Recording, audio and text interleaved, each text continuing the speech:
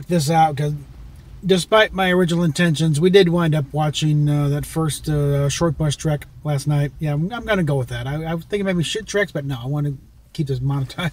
When it comes around, we'll be able to monetize it. So short bus trek it is.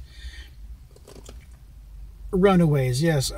15 minutes of unrelenting, cannon-breaking stupidity, and they ruined the only good character they had, Tilly, in the process, too. It's like, yeah, please. Starting off, you have them just dragging this thing on with the tractor beam, and then everybody out for decontamination. You're even going to bother to check what you even brought on board first. And again, end of the shift, and everyone goes to sleep. Everyone just goes on. Not a soul on board's on duty at this point. How many levels of utter stupidity do the writers have to be to even try and present this crap, okay? And this is like the opening 2 minutes. I think you got a decent beauty shot of the Discovery, as good as you can get with that ugly ship.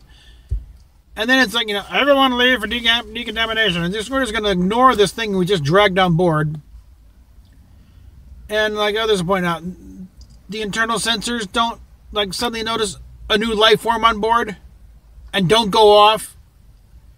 When she reappears, this thing's... A McDonald's has better security than this ship, apparently. And, again, we got the hologram doing whatever. I mean, not even Star Wars holograms enable that level of interactivity. But, you shouldn't be able to do that with a hologram. It's like, what the hell? And it just goes worse and worse and worse all through it. It's like food processors now, not only when they start ejecting food at you, for those who are just too slow to reach in and get it, now it's going to shoot it across the room at you. And then we're presented with an alien who, one, is acting like a feral wolf child type thing, and yet is supposedly also a brilliant scientist who's invented a way to recrystallize dilithium. So much for Scotty's line in Star Trek 4. Sorry, we can't even do that in the 23rd century. Did you not hear about this bitch in about 40 years previously? She could do this thing, and she just created it on a whim. Yeah. And then, of course, flying the logic of she's supposed to be the queen. And she doesn't want anybody using it. Issue a royal edict. You're the fucking queen. God. This is bad fanfic. I mean, the only way this thing would even show print anywhere is if you publish your own fanzine for it, because no editor's going to would touch this story with a 10-foot pole.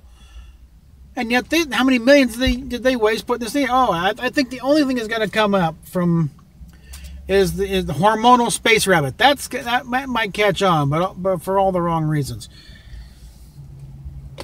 And also, I'll probably do later, but a peek at the new trailer with showing, yes, a Klingon D7. Okay, yeah, we got a D7, and they've added hair to the Klingorks. Okay, yeah, that's an improvement, really.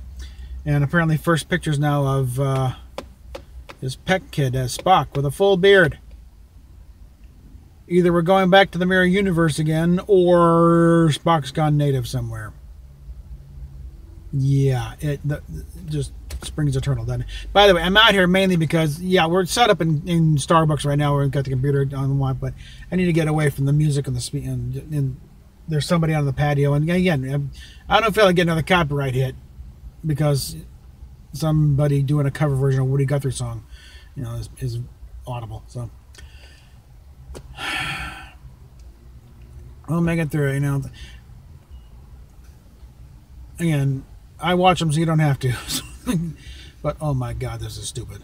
This is just, condensed stupidity. And the next one, another guy all alone on a ship.